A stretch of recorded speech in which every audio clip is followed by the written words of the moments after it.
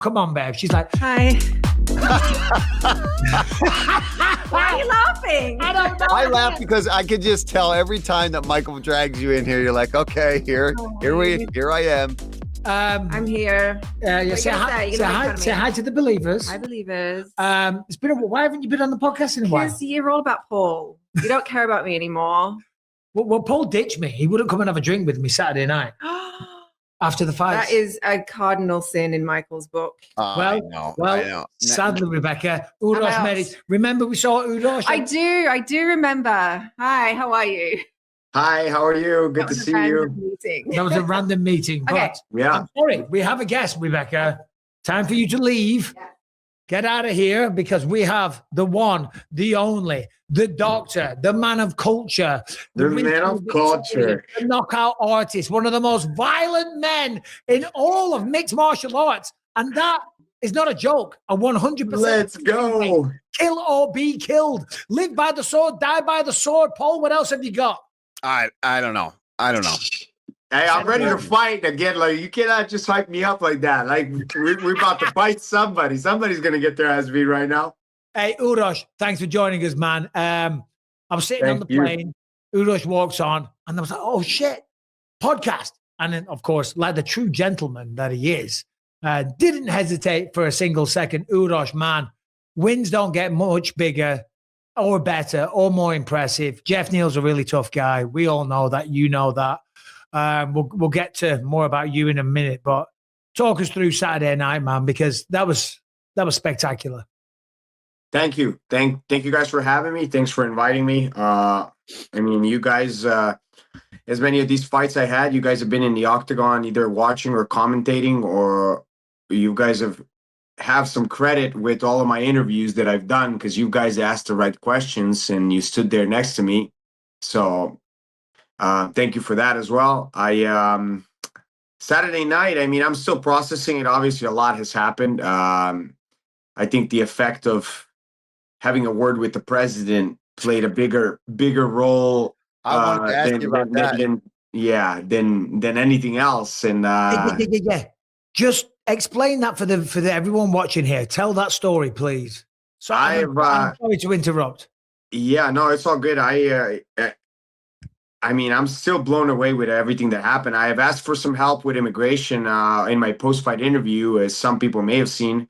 And as soon as I got back to do the photos and interviews, they called me back to the office, or it was a lounge. I'm not sure what it is. It's in the back, like where Dana was and some other people. And Dana turns on the speakerphone. He said, "Mr. President, he's right here."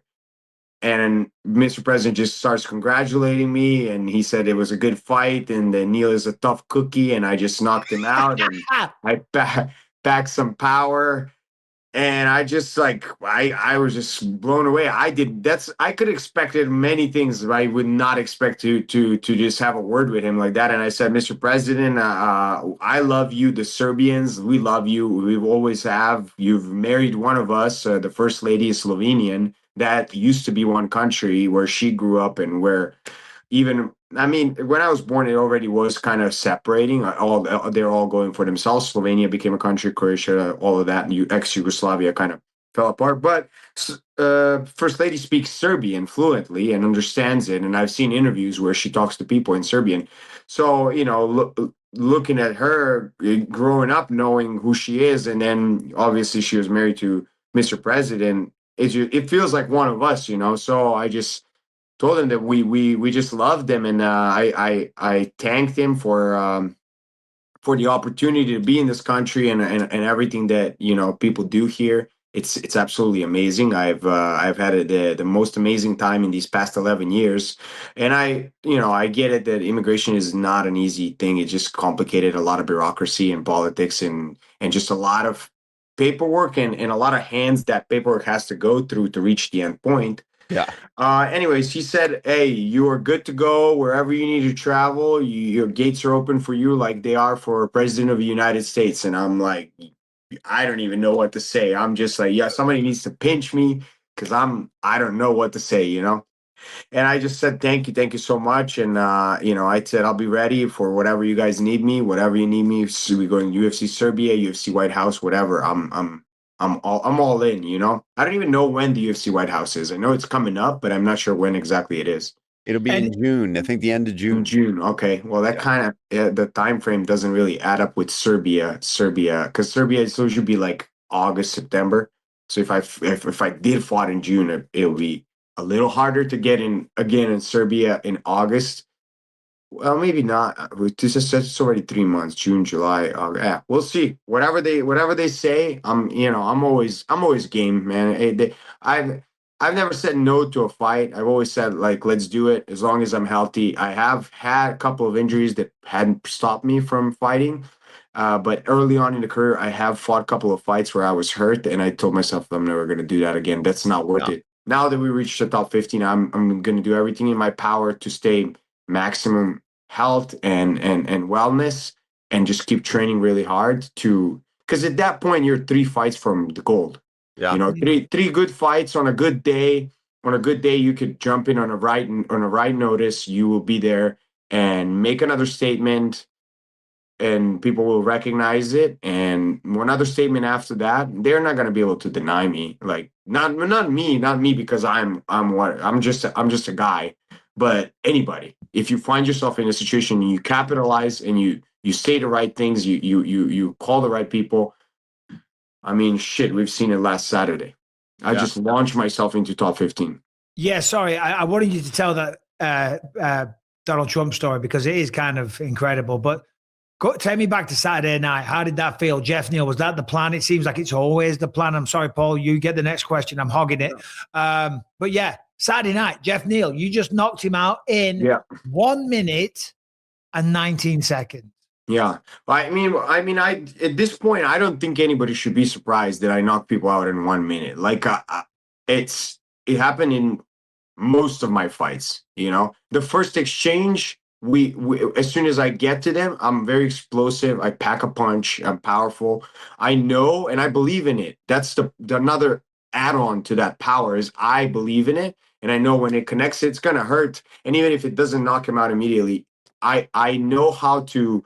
When I smell and taste the blood, I know how to go without going insane, which happened in a couple of my fights in the past. So like I would go crazy. I didn't even know what I'm throwing, you know. Those are first fights early on. But at this point, if I hurt somebody, it's very unlikely they recover. Very, very unlikely. And I don't know how many of people noticed. I hurt Neal with a short right hook. In our first exchange, he closed the distance. I threw 2 and 3, and I hit him right on the chin with a hook. And he just wobbled tiny little bit, and I saw it. And when I saw that, I started pushing forward. He was backing up. I threw another front kick. And when we closed the distance, the next exchange, I was able to knock him out. So that's something I take a lot of pride in, is being able to recognize and not overcommit and not go insane and just gas myself out, but recognize it and then pick my shots and just boom, knock him out.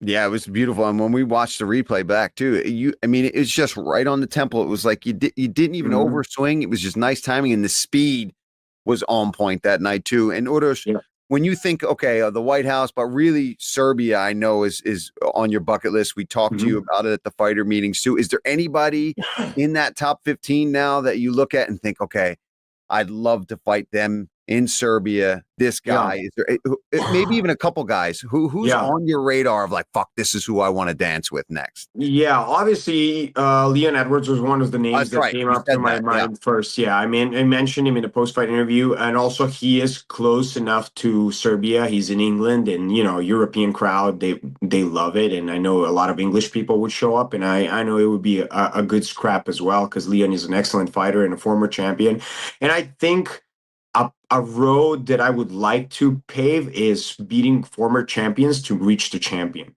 So if I can fight, let's say, Leon Edwards, Belal Muhammad, JDM, and then Makhachev would be my, like, oh, this is how I would want to do it. Because there's no denying then. You beat one former champion, the next former champion, and the next former champion.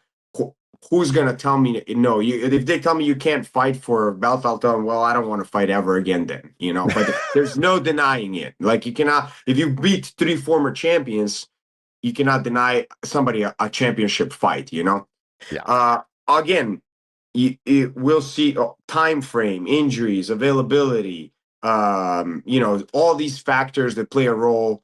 I'll make myself available. I don't know what they have in plan. I think fights that are good as well are Ian Garry. I think I would beat him. I've been saying that for years back, but he's been ahead of me in the rankings always, and I just it wouldn't even make sense to make that fight. Even now he's ahead of me. He's up in the top, like almost number 3 or 2 or 1, whatever he is in a contender. But in my opinion, I would beat him. I'm sure that's a normal thing to think as a fighter. You would beat everybody.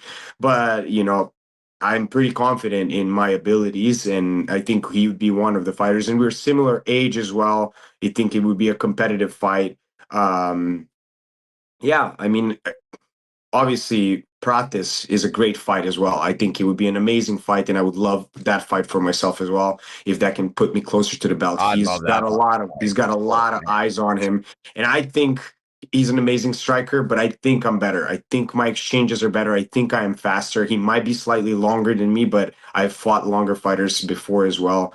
So if that's something they'd be interested in making, I'd be all about that fight too, because I think I would be able to knock him out. Like, for instance, he fought like Ian Garry, who's another striker, but Ian doesn't really exchange too much. The problem with fighting Ian Garry, you gotta chase him around the octagon the whole fight, which is annoying. I wouldn't want to chase somebody around the whole fight. Like, brother, if you came here to fight and you signed a contract, they pay you good money to do that. The fuck are you doing running around? Well, and he won like last 3-4 fights like that, just running around, trying to hug, run, score some kicks, and then here's a split decision for Ian Garry. Like, who the fuck wants to see that? I don't want to. I've never once watched it. There we go. So, this is what we want to hear. By the way, Ian Garry is currently in Tbilisi, Georgia. Make of that what you will, working on his wrestling, from what I understand. Good for him. I think that's a great idea, yeah. When it comes to you, as you say, you're no stranger into beating people in a minute. Jeff Neal, 1 minute 19. Muslim Salikov, minute or 3. Gilbert Urbina, 1 minute 3. Tim Means, 2 minutes. Sebelsberger, 2 minutes. Omar, all right, round 2, 3 minutes. But whatever, you get the point that I'm making. Yeah. And then in the ones that you have lost, and there's only 3 of them, so there's absolutely no shame in that, and you're flying right now. They've been like wild exchanges as well. Is there something about, I mean, what is it? What is your mentality or something that happened in your life or your background that makes you like just this all-out action fighter? I mean, I was the same way, so I'd like to hear it from you. Yeah, I mean, I don't think there's anything to happen. I just think I have this love for the sport and energy for it, and I recognize that crowd enjoys it and they pay their money to come see this. This is an entertainment sport, and my job is to provide this entertainment for you, and that's what I've been doing. I may not have this, tattooed face and crazy hair and this and that. I don't have that aspect of the game. It's not me to do it, right? But what I can do for you is I can entertain you by fighting really hard, and I can maybe give you some motivational words and try to encourage you to be a better person, because that's what I live by, and I try to do my best to be a better person. So it would not align with my values to go insane and try to be this controversial person, because I'm not, and in this sport that sells a lot, and I am aware of it, but I'm not willing to go that far, even at the cost of career. Like, I don't care that much. I do it because I love it. It was my hobby most of my life, and I'm blessed enough to get the opportunity to make a living out of the hobby as a foreigner in this country who came here as a 22-year-old for $600 and now is fighting top contender, headlining Houston card, like where the Rockets play basketball. And I remember as a kid, my uncle used to work in, he's retired, used to work in oil field companies, and he was an engineer in oil field companies. So trainings would be done in Houston because there's a lot of oil field work there. So he would go there for some training and comes back home, brings me this big ass jersey, says #1, Tracy McGrady, Rockets. I need to find a picture of this. 20 years later, I'm in the Houston Rockets arena, headlining it and making an absolute show that night. So it's just, it's amazing for me to be able to go through these things and sit back, reflect, and be like, wow, what? And my father was javelin spear thrower, javelin thrower, and he was supposed to go to LA for Olympic trials or whatever it was. This was many years ago. He was probably 18 or 20. You know, he was really good competitor. He had an injury and that ended his career. But I end up in LA, Orange County, living, you know, where he was. So there's always these some weird routes and circles in life that kind of connect us. When I reflect to all of that, I just think it's absolutely amazing, you know. So I'm blessed with these opportunities and I try to make the best of it. No, I think you are, dude. And I think you nailed it on the microphone. Houston, we have a problem, and it's me. And, you know, you talk about not wanting to kind of alter your image or do anything to be this superstar, Uros, and you're doing it genuinely through being yourself, which is always going to get you more fans and more attention if you can be who you are and bring that to the next level and use your fighting and then use your own personality on the microphone. And brother, you did it, man. You probably gained a lot of fans on Saturday night. Me and Michael already fans. We've seen you knock many people out, but to go out there and not only perform the way you did inside of the octagon, but then get to perform on the microphone and then talk to the president and potentially get all the visa stuff that you need. It was a good night. But also as well, you were fighting Jeff Neal in Texas. So that was like, you know, you were definitely the you weren't the home favorite. Let's just put it like that. You knock him out in a minute. And you turned the crowd and you had them eating out of the palm of your hand because you were so respectful, but you were engaging, you were charismatic, you had a beautiful message to say. And then the people of Texas are cheering for you after you've just knocked out one of their own. So my advice to you, Uros, would be don't change a damn thing, brother, because it is working. And of course, you're being true to yourself. Thank you. Hey, listen, there was another side of that medal too. I was ready for hate from the crowd. I know I'm not American. I'm the guy that I'm fighting is, and he's home, you know. So I expected, all right, they're gonna hate me. So I have actually lived in Texas for about 6 months in Midland, Odessa, West Texas. I have many good friends there. I loved it. I enjoyed it, you know. So I was going to mention that as well. It just conversations just went flying. I don't even remember. But in the back pocket, I had a card that I was going to pull. Had they kept hating on me and booing me, I would have said, because I lived in Alaska all these years, I would have said, if we cut Alaska in half, Texas would have become third largest state in the United States. And I think that would have just wrecked the fans. But I love it. Texas is amazing, and I don't have nothing against them. And they've been so nice to me and respectful. I just thought it would be funny had they been hating on me. I would have pulled the Alaska card on them. You were ready to play the heel. Yeah. Yeah, no, it was amazing. And some of the guys from West Texas showed up for me as well. And they were there. We took some pictures after. 10 years ago, I lived there for about 6 months just because some of my friends that I know from Europe lived there. So they're like, come visit us, come stay with us, come check this out. We got good friends here. So I did. And after all these years, they, you know, remember me and they come. We haven't been hanging out in all these 10 years. I've been living in Alaska, now in California. So I haven't never seen him since then, and they came to visit and see the fight, and they know me, and then, you know, and it's been amazing. It's really, really nice to see them again. I know you train with Benil and you live in Orange County. Where in Orange County do you live? Well, I'm in Fountain Valley right now. That's when you told me that on the plane. Yeah. I'm in Fountain Valley right now, but I train with Benil in Anaheim, and we run some sprints out in Yorba Linda. So we're around Orange County all the way. Like, that's my neck of the woods, bro. I know. Basically in Yorba Linda. It's across the street. That's how men of culture have crossed their paths in Yorba Linda, watching the orchestra. Exactly. I came across Michael. He was watching some orchestra, and I was there with my girlfriend, and he was with his wife on a date, and we crossed paths. And I look at him in the crowd. I'm like, man of culture.